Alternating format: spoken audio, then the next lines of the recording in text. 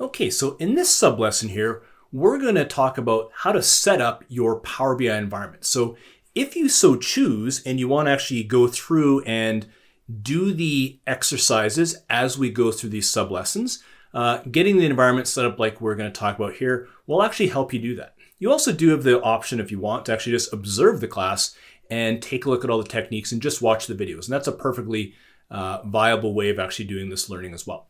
But let's just briefly talk about the setup instructions here. So just some general setup instructions here. We want to go and download the latest Power BI desktops. We talked about that in previous sub-lessons. And then you're going to want to have access to a Power BI free or pro account. The free account will be just fine for this class here, but either way, you're going to want to have access to one of those accounts. What we have is a GitHub repository where we're going to keep all the sample files and instructions. So if you take a look at the URL on the screen there, this is where all of the latest instructions for doing the downloads will be housed and all the sample files. So sometimes this is frequently changing, so we don't want to actually put it into the slides here in the course. We'll direct you to the GitHub site, and then we can keep that up to date with the latest information to help you get installed here. Now, once again, when it comes to doing these installs, you likely, if you're using a work machine, you will have to get your IT help desk to potentially help you get a lot of this stuff installed. This is not some instructions that we provide. We'll tell you where everything is and generally how to do things and where the files are. Any specific issues to your machine, if you're trying to do this, that is something you need to talk to your IT department about.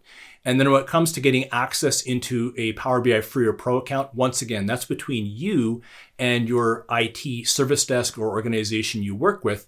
Although we will give you instructions on how to go and get a demo tenant set up should you not have access to either one of those things and you actually want to do the class as well. But once again, we'll give you access to the tenant, and it's really up to you to be able to follow those instructions from Microsoft and get everything all set up. There is no support being offered. We'll get you going in the right direction, and that's really about it. Okay, so in terms of setup, now that we've talked about that, we are going to once again get you to download the Power BI desktop. It's a free download and you'll install it on your machine. And once again, if you're using a work machine, you may have to go through your IT help desk to actually get this installed on your machine. That's a very common thing. You will also then need to have access into the Power BI service. So you're going to require access into a Microsoft 365 tenant.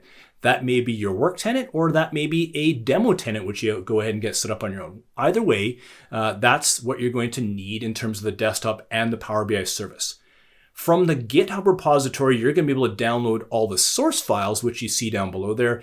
And we're going to, on the GitHub repository, show you how to download that to your C drive so that we can have consistent pathing across what I talk about and what you're actually going to go ahead and get installed. We're not actually going to do anything with the gateway in this class. We just have it on there for reference. And same thing with the Power BI Mobile. It is optional. And if you want, you can install it on a supported mobile device. We're just going to do some brief introductions into that, but these are essentially all the things you're going to need. And lastly, of course, in the first lesson, we're going to go ahead and talk about connecting into sources, and one of them happens to be a public website. So you don't need credentials to that. You'll be able to go to this site that we have within Wikipedia and pull down some information there. So this is roughly what you're going to need to actually get yourself moving in this class. Once again, we will keep all the latest instructions to get you going in the right direction on the GitHub repository. And really when it comes to your environment and your ecosystem, it's going to be largely up to you to make sure that you can get all of that working. And sometimes, like I say, you may have to work with your IT help desk depending on the machine. All right, so that brings us to the end of the sub-lesson.